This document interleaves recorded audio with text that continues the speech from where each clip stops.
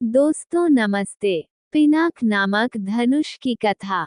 दूसरे दिन प्रातःकाल राजा जनक से महर्षि विश्वामित्र ने कहा, हे राजन, दशरथ के इन दोनों कुमारों की इच्छा पिनाक नामक धनुष को देखने की है। अतः आप इनकी इच्छा पूर्ण करने की व्यवस्था कर कीजिए। राजा जनक के कुछ कहने से पूर्व ही राम ने कहा, हे नरश्रेष्ठ, पहले आप हमें पिनाक का वृतांत सुनाइए। हमने सुना है कि पिनाक शंकर जी का प्रिय धनुष है। शिव जी के पास से यह आपके पास कैसे आया? इस पर मिथिलापति जनक बोले, हे राम, एक बार प्रजापति दक्ष ने एक बड़ा विशाल यज्ञ किया।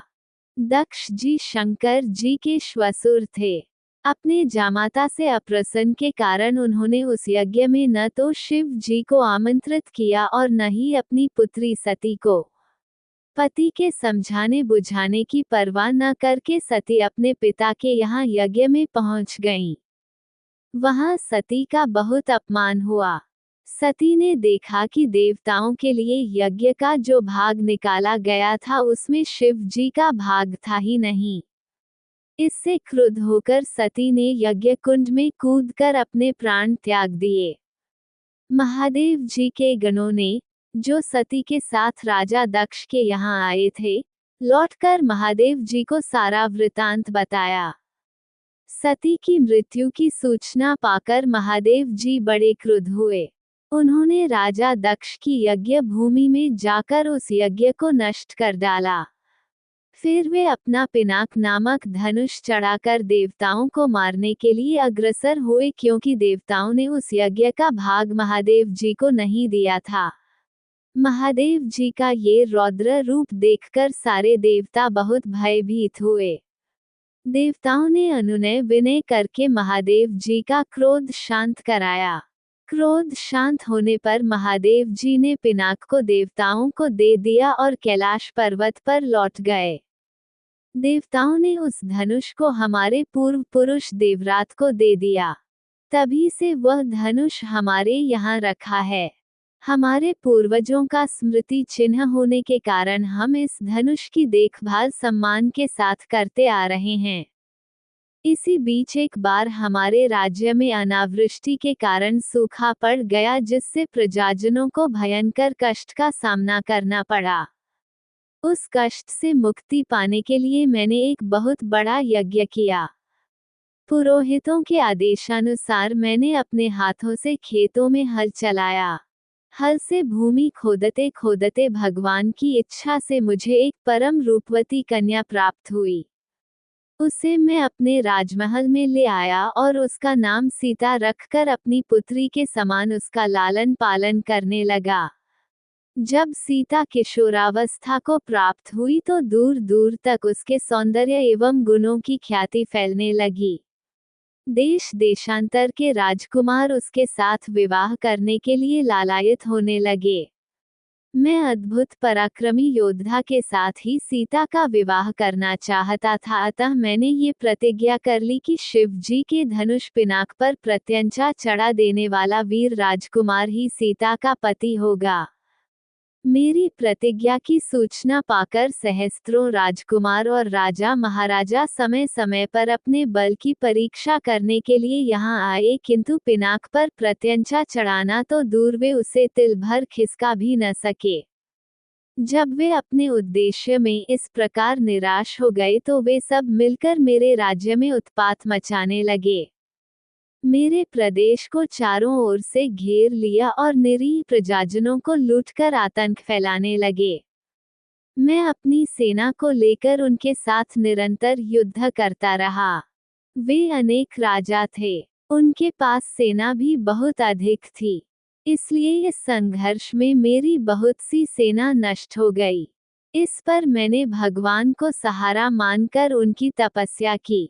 मेरी तपस्या से प्रसन्न होकर भगवान ने मुझे देवताओं की चतुरंगिनी सेना प्रदान की। उस सेना ने आत्ताई राजाओं के साथ भयंकर युद्ध किया और सभी उपद्रवी राजकुमारों को भगाया। उनके भाग जाने के बाद मैंने सोचा कि एक विशाल यज्ञ करके इस अवसर पर ही अपनी प्रतिज्ञा पूरी करूं और सीता का विवाह कर निश्चिंत हो जाऊं। इसीलिए मैंने इस महान यज्ञ का आयोजन किया है। अब जो कोई भी महादेव जी के इस धनुष की प्रत्यंचा चढ़ा देगा, उसी वीर पुरुष के साथ में अपनी अनुपम गुणवती पुत्री सीता का विवाह करके निश्चिंत हो जाऊंगा। मिथिला नरेश के वहां से विदा हो जाने पर ऋषि विश्वामित्र राम और लक्ष्मण को लेकर यज्ञ मंडप में गए। यज्ञ मंडप को अत्यंत सुरुचि के साथ सजाया गया था। उस भव्य मंडप को देखकर लगता था मानो वह देवराज इंद्र का दरबार हो। देश देशांतर के राजा महाराजाओं के बैठने की अति सुंदर व्यवस्था की गई थी। मंडप के ऊपर बहुमूल्य रत्नों से बने झालरयुक्त आकर्षक वस्त्रों का वितान तना हुआ था। वितान के चारों ओर फहरते हुए पताके मिथिलापति की कीर्ति को प्रदर्शित कर रहे थे। बीच बीच में रत्नजटित स्तंभ बनाए गए थे। वेदपाठी ब्राह्मण एवं तपस्वी शांति पाठ कर रहे थे। देदीप्यमान वस्त्राभूषणों को धारण किए राजकुमार अपने अपने आसनों पर विराजमान थे। ऐसा लग रहा था मानो सैकड़ों इंद्र अपने वैभव और सौंदर्य का प्रदर्शन करने के लिए महाराज जनक की यज्ञ भूमि में एकत्रित हुए हों। इस सौंदर्य का अवलोकन करने के लिए जनकपुर की लावण्यमयी रमणियां अपने घरों के झरोखों से झांक रही थीं। गर्जन तर्जन करते हुए पिनाक को इस मनोमुग्धकारी वातावरण में यज्ञ भूमि में लाया गया। सभी की उत्सुक दृष्टि उसी ओर घूम गई। सहस्त्रों व्यक्ति उस धनुष को एक विशाल गाड़ी में धीरे धीरे खींच रहे थे। उस विशालकाय वज्र के समान धनुष को देखकर बड़े बड़े बलवानों का धैर्य छूटने लगा और पसीना आने लगा। पिनाक को यथास्थान पर स्थापित कर दिया गया। राजा जनक के ज्येष्ठ पुत्र सीता एवं उनकी सहेलियों को साथ लेकर धनुष के पास आए और बोले, हे संपूर्ण संसार के राजाओं और राजकुमारों, महाराज जनक ने प्रतिज्ञा की है कि जो कोई भी महादेव जी के इस पिनाक नामक धनुष की प्रत्यंचा को चढ़ाएगा, उसके साथ मिथिलापति महाराज जनक अपनी राजकुमारी सीता का विवाह कर देंगे। राजा जनक की इस प्रतिज्ञा को सुनकर राजा और राजकुमार बारी बारी से उस धनुष पर प्रत्यंचा चढ़ाने के लिए आए, किंतु भरपूर प्रयास करके भी उस पर प्रत्यंचा चढ़ाना तो दूर, उसे हिला भी न सके। अंत में वे लज्जित हो सिर झुकाकर तथा श्रीहीन होकर इस प्रकार अपने अपने आसनों पर लौट गए, जैसे कि नागराज अपनी मणि गंवाकर लौटाते हैं। इस प्रकार एक एक करके सब राजाओं और राजकुमारों को विफल मनोरथ होकर लौटता देख महाराज जनक को बहुत दुख हुआ। उन्होंने बड़ी निराशा के साथ मर्मभेदी स्वर में कहा, संपूर्ण संसार के विख्यात शक्तिशाली योद्धा यहाँ विद्यमान हैं, किंतु बड़े दुख की बात है कि उनमें से कोई भी पिनाक पर प्रत्यंचा नहीं चढ़ा सका। उनकी इस असफलता को देखकर ऐसा प्रतीत होता है कि पृथ्वी शूरवीर क्षत्रियों से खाली हो गई है। यदि मुझे पहले से ज्ञात होता कि अब इस संसार में वास्तव में कोई क्षत्रिय योद्धा नहीं रहा है, तो मैं न तो धनुष यज्ञ का अनुष्ठान करता और न ऐसी प्रतिज्ञा करता। लगता है कि मेरी पुत्री सीता आयुपर्यंत कुंवारी रहेगी। परमात्मा ने उसके भाग्य में विवाह लिखा ही नहीं है। महाराज जनक की यह बात सुनकर उन सभी राजाओं और राजकुमारों ने, जो अपनी असफलता से पहले ही लज्जित हो रहे थे, क्षुब्ध मन से दृष्टि नीचे झुका लिया। राजा जनक के द्वारा की गई इस भर्त्सना का उनके पास कोई उत्तर न था। परंतु अयोध्या के छोटे राजकुमार लक्ष्मण को मिथिलापति द्वारा समस्त क्षत्रियों पर लगाया गया लांछन सहन नहीं हुआ। कुपित होकर उन्होंने अपनी भरिकुटी चढ़ा ली और तीखे शब्दों में बोले, हे मिथिला के स्वामी राजा जनक, आपके ये शब्द सर्वथा अनुचित और सूर्यकुल तथा रघुवंश का अपमान करने वाले हैं।